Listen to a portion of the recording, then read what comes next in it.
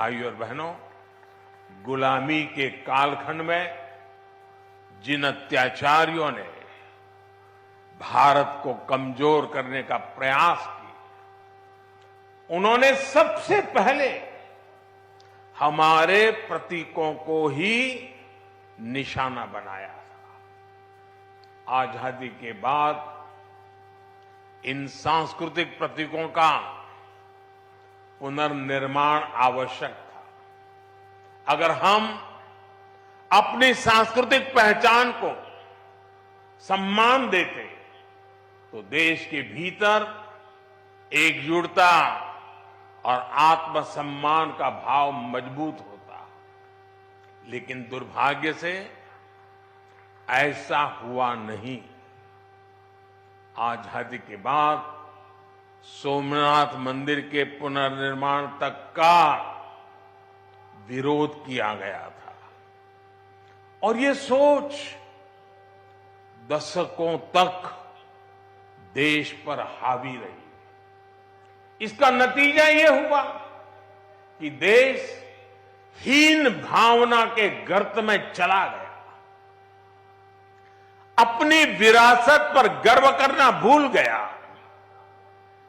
लेकिन भाइयों और बहनों, आजादी के 7 दशक बाद आज समय का चक्र एक बार फिर घुमा है।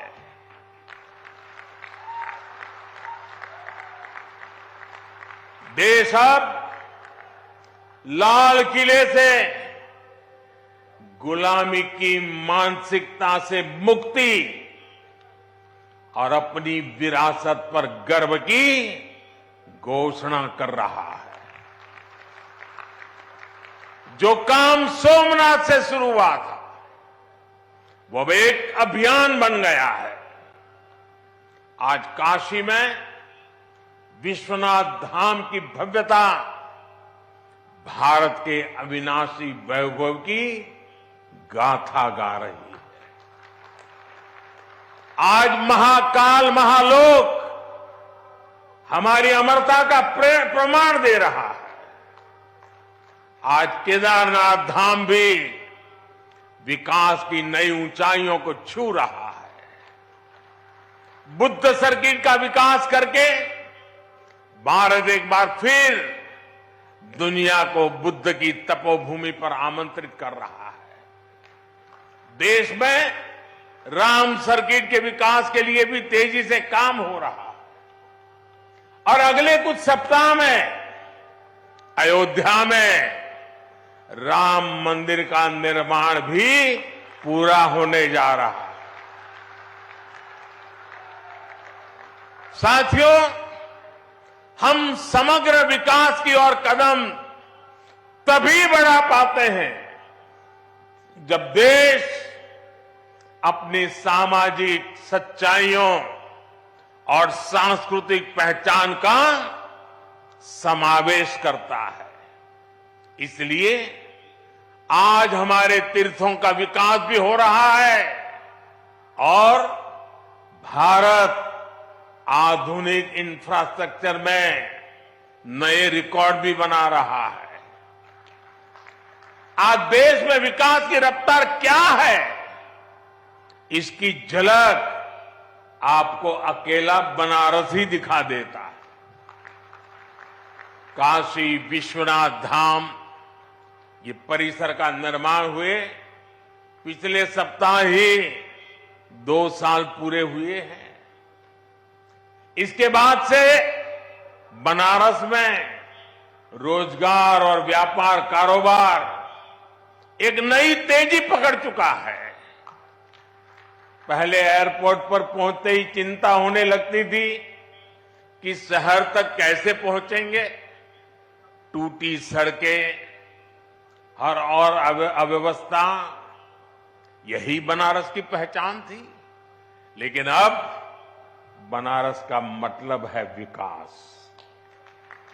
अब बनारस का मतलब है आस्था के साथ आधुनिक सुविधाएं। अब बनारस का मतलब है स्वच्छता और बदलाव। बनारस आज विकास के अद्वितीय पथ पर अग्रसर है। वाराणसी में कनेक्टिविटी बढ़ाने के लिए पिछले लगभग 9 सालों में ऐतिहासिक कार्य हुए हैं। वाराणसी से सभी शहरों को जोड़ने वाली सड़कें या तो 4 लेन की हो गई हैं या फिर 6 लेन की बना दी गई है। पूरी तरह नई रिंग रोड भी बनाई गई है। वाराणसी में नई सड़कों का जाल बिछाया जा रहा है। पुराने के साथ ही नए क्षेत्रों को भी विकसित किया जा रहा है। बनारस में रेलवे स्टेशनों का विकास हो, बनारस से नई नई ट्रेनों की शुरुआत हो, डेडिकेटेड फ्रेट कॉरिडोर का काम हो, एयरपोर्ट पर सुविधाओं का विस्तार हो, गंगा जी पर घाटों का पुनर्निर्माण हो, गंगा में क्रूज चलाना हो, बनारस में आधुनिक अस्पतालों का निर्माण हो, नई और आधुनिक डेयरी की स्थापना हो, गंगा किनारे किसानों को प्राकृतिक खेती के लिए मदद हो। हमारी सरकार यहां के विकास में कोई कोर कसर बाकी नहीं छोड़ रही। बनारस के युवाओं के कौशल विकास के लिए यहां ट्रेनिंग संस्थान भी खोले गए। सांसद रोजगार मेले के माध्यम से भी हजारों युवाओं को रोजगार मिला है। भाइयों और बहनों, इस आधुनिक विकास का जिक्र मैं यहां इसलिए कर रहा हूं क्योंकि हमारी आध्यात्मिक यात्राओं में सबसे बड़ी परेशानी इंफ्रास्ट्रक्चर के अभाव की भी होती है। जैसे कि बनारस आने वाले यात्री शहर से बाहर बने ईश्वर मंदिर में जरूर जाना चाहेंगे, लेकिन अगर उनके लिए आज जैसी सड़कें न होती तो चाहकर भी अपनी इच्छा पूरी नहीं कर सकते थे। लेकिन अब स्वर्वेद मंदिर बनारस आने वाले श्रद्धालुओं के लिए एक प्रमुख स्थान बनकर उभरेगा। इससे आसपास के सभी गांवों में व्यवसाय और रोजगार के अवसर बनेंगे, लोगों की उन्नति के रास्ते खुलेंगे। मेरे परिवारजनों, विहंगम योग संस्थान जितने हमारे आत्मिक कल्याण के लिए समर्पित है, उतना ही समाज की सेवा के लिए भी सक्रिय रहा है। यही सदाफल देव जी जैसे महर्षि की परंपरा भी है। सदाफल देव जी योगनिष्ठ संत होने के साथ ही आजादी की लड़ाई लड़ने वाले स्वतंत्रता संग्राम सेनानी भी थे। आज आजादी के अमृतकाल में उनके संकल्पों को आगे बढ़ाना उनके हर एक अनुयायी का दायित्व है। मैं पिछली बार जब आपके बीच आया था तो मैंने देश की कुछ अपेक्षाएं भी आपके सामने रखी थी। आज एक बार फिर मैं आपके सामने 9 संकल्प रख रहा हूं, 9 आग्रह रख रहा हूं। और अभी मुझे विज्ञान देव जी ने याद भी करवाया कि मैंने पिछली बार क्या कहा था। मेरा पहला आग्रह है, पानी की बूंद बूंद बचाइए और जल संरक्षण के लिए ज्यादा से ज्यादा लोगों को जागरूक करिए। दूसरा, गांव-गांव जाकर लोगों को डिजिटल लेन देन के प्रति जागरूक करिए, ऑनलाइन पेमेंट सिखाइए। तीसरा, अपने गांव, अपने मोहल्ले, अपने शहर को स्वच्छता में नंबर 1 बनाने के लिए काम करिए। चौथा, जितना हो सके आप लोकल को, स्थानीय प्रोडक्ट को प्रमोट कीजिए, मेड इन इंडिया प्रोडक्ट्स का इस्तेमाल करिए। पांचवा, जितना हो सके पहले अपने देश को देखिए, अपने देश में घूमिए, और अगर दूसरे देश जाना हो तो जब तक पूरा देश नहीं देख लेते, विदेशों में जाने का मन नहीं करना चाहिए।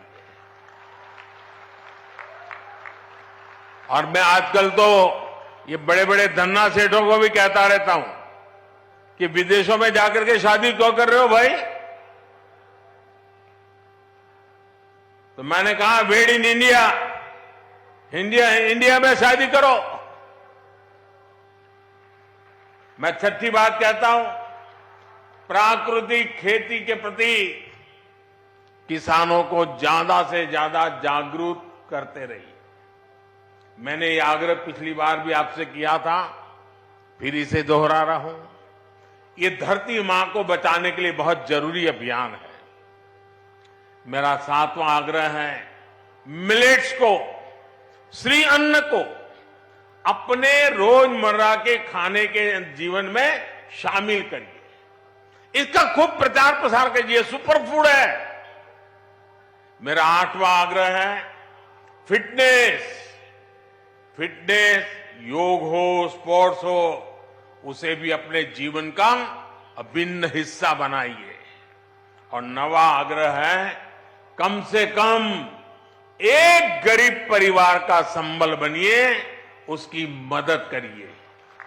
ये भारत में गरीबी दूर करने के लिए जरूरी है। आजकल आप देख रहे हैं, विकसित भारत संकल्प यात्रा चल रही है। मैं कल शाम को इससे जुड़े कार्यक्रम में शामिल हुआ हूं। अभी कुछ देर बाद यहां से मैं फिर विकसित भारत संकल्प यात्रा में शामिल होने जा रहा हूं। इस यात्रा के प्रति जागरूकता फैलाने का दायित्व आप सभी का भी है, हर धर्मगुरु का भी है। मैं चाहूंगा कि ये सभी हमारे व्यक्तिगत संकल्प भी बनने चाहिए। गांव विश्वस्य मातरः का जो आदर्श वाक्य है, ये हमारे लिए आस्था के साथ साथ व्यवहार का भी हिस्सा बनेगा, तो भारत और तेजी से विकसित होगा। इसी भाव के साथ मैं आप सभी का बहुत बहुत धन्यवाद करता हूं। और पूज्य संतों ने मुझे जो मान सम्मान दिया, मैं उनका भी हृदय से धन्यवाद करता हूं। मेरे साथ बोले, भारत माता की, भारत माता की, भारत माता की। धन्यवाद।